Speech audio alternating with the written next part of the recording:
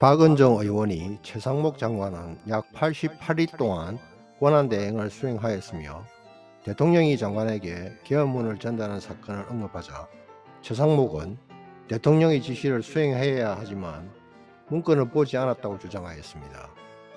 대통령이 장관에게 문건을 전달했음에도 불구하고 장관이 이를 보지 않았다는 것은 대통령의 지시를 무시하는 것으로 해석될 수 있으며 이는 권한대행의 신뢰성을 저하시킬 수 있다고 하자 최상목은 문건을 보지 않았던 이유는 당시에 경황이 없었다라고 핑계를 대네요.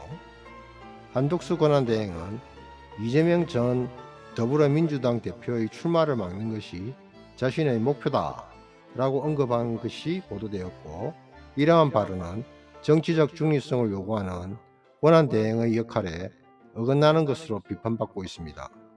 권한대행이 특정 후보를 겨냥한 발언을 한 것은 선거관리의 공정성과 신뢰성을 떨어뜨릴 수 있으며 이는 민주주의의 기본 원칙에 위배된다고 박은정이 추궁하였습니다. 또한 박은정은 한덕수 권한대행은 탄핵소추가 쌓여가고 있으며 이는 그의 행위와 관련이 있다. 권한대행의 발언과 행동이 위헌적이라는 주장이 제기되고 있으며 이는 정치적 책임을 묻는 과정으로 이어질 것이다 라고 하고 최상목 장관이 경찰청 차장에게 전화를 하여 체포영장 집행에 개입하였고 이러한 행위는 명백한 수사 외압으로 간주된다고 강하게 추궁하였습니다. 따라서 향후 권한대행의 행위에 대한 감시가 필요하며 정치적 책임을 물어야 할 시점이 다가오고 있다고 하였습니다.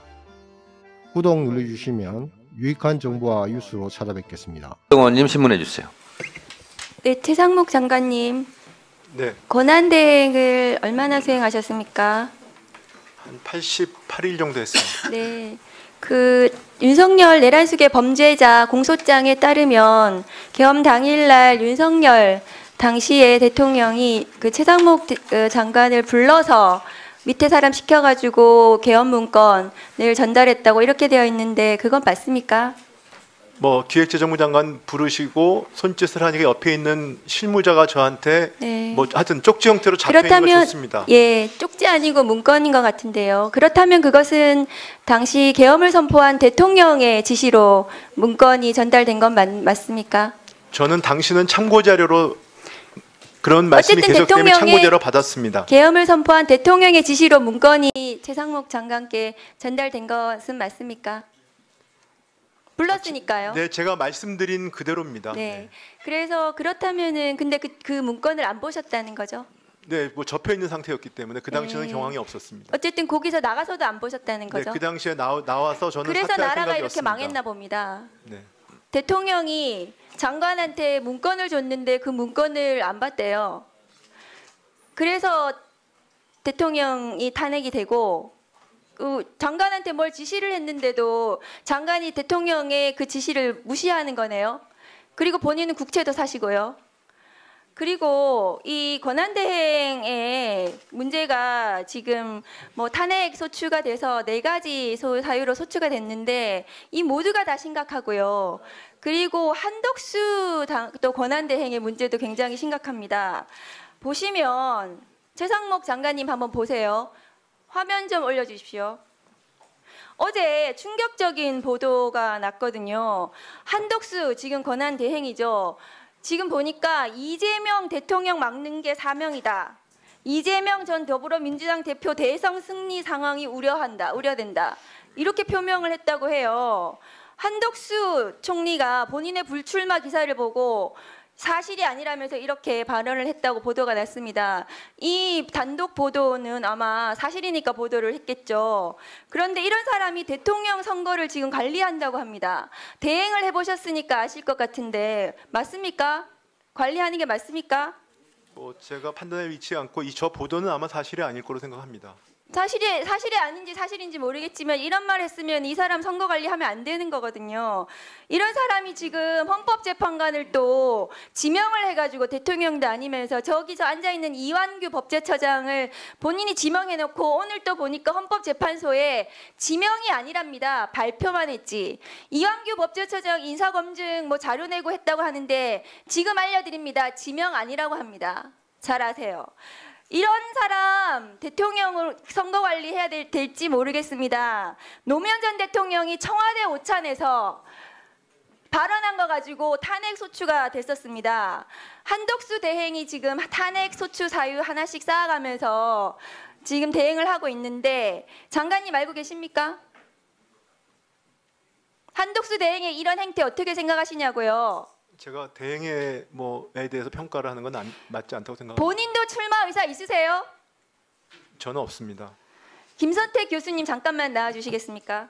아까 말씀하시기에 권한대행은 거리가 된 이후에 파면이 된 이후에 된 이후에 권한대행은 현상 유지와 가장 정치적 중립성이 중요하다고 하셨습니다.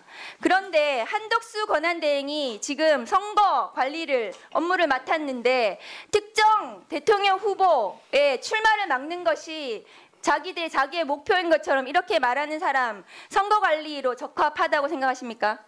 네, 대통령이 고려된 이후의 정부는 과도적인 관리 내각에 불과합니다.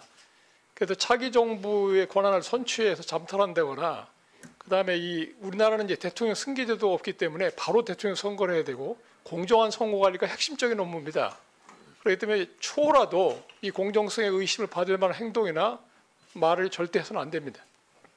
네, 그렇습니다. 그런데 지금 한덕수 권한대행도 그렇고 최상목 대행도 위헌적인 행위를 계속 반복하고 있어요. 그래서 본인이 탄핵 소추된 것입니다. 교수님 들어가셔야 됩니다.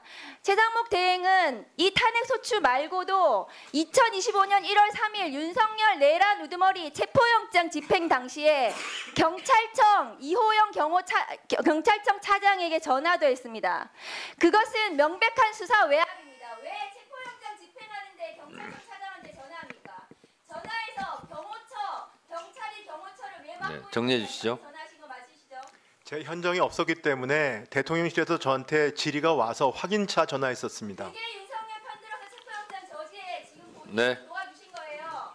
수고하셨습니다. 신승남 검찰총장은 지방검찰청에 있는 검사에게 내사 네. 사실이 외부에 알려지지 않도록 하라고 네, 정리해 주세요.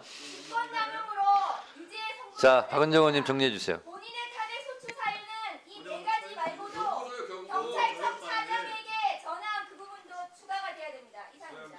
네.